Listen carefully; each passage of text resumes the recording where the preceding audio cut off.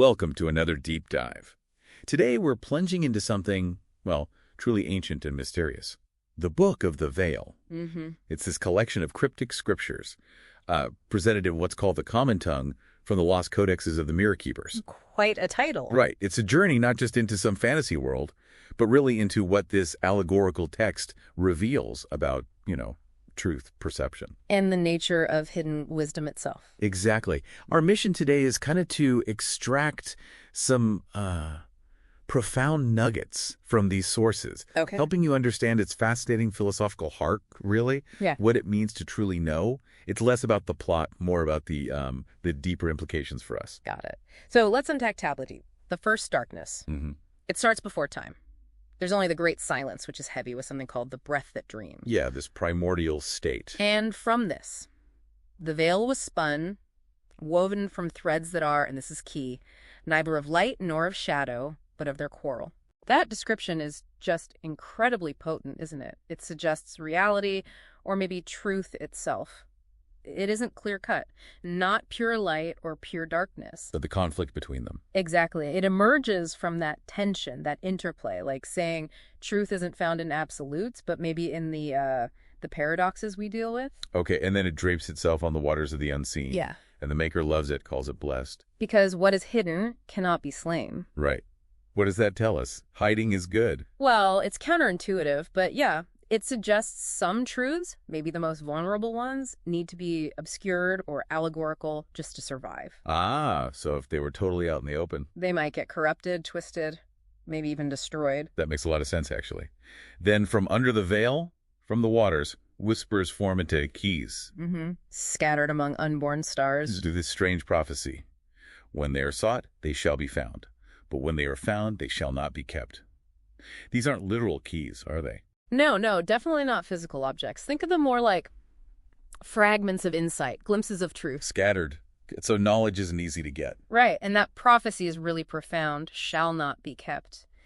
It suggests truth isn't something you can, own or cage. You engage with it, maybe understand for a moment. And then you have to let it go or let it evolve. It's about the journey, not owning the destination. Understanding is fluid. Okay, so if the veil shapes reality and truth is slippery like these keys, how do you even start looking for it? Well, that's where the seers come in. Right, tablet. Yeah. No, still setting them up here. 12 beings. With hollow lamps for eyes, charged by the Maker to guard the veil. And their job isn't to have the truth, but to become the wound through which it bleeds into the world. Wow. And they speak in riddles to blind the eyes that think they see and open those that know they are blind. That's a paradox. Yeah. How do hollow lamps help them see? That's kind of the core of it, isn't it? The hollow lamps, it implies they lack normal vision. So true seeing isn't about just looking. Not about collecting data, no. It's about shedding what you think you know, your biases.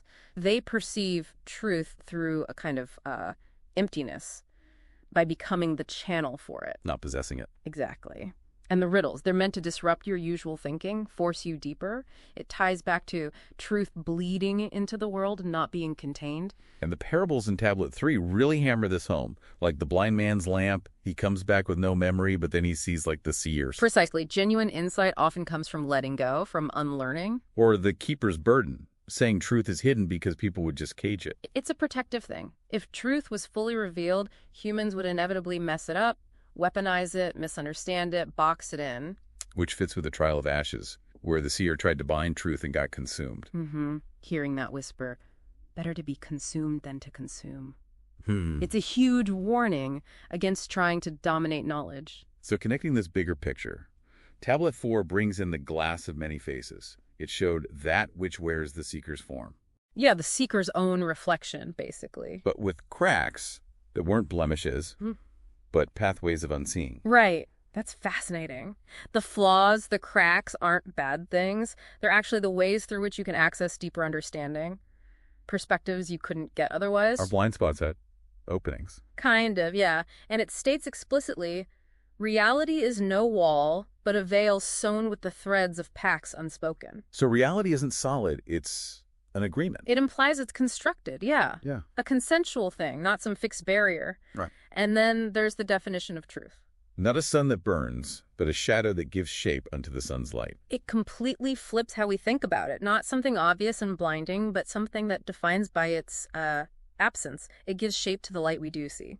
So pulling this all together, what does this mean for you, listening right now, and our own search for truth? The book ends with this prophecy, the unbinding of faces. A time when mirrors spill their hosts. The veil is torn by hands that are not hands. And truth and lie become one. It sounds chaotic. It does. And then ultimately, in the silence beyond knowing, the breath that dreams goes back to silence. And the seer's final prayer is to be dissolved into the silence, to become the very emptiness they guarded for an age. Wow.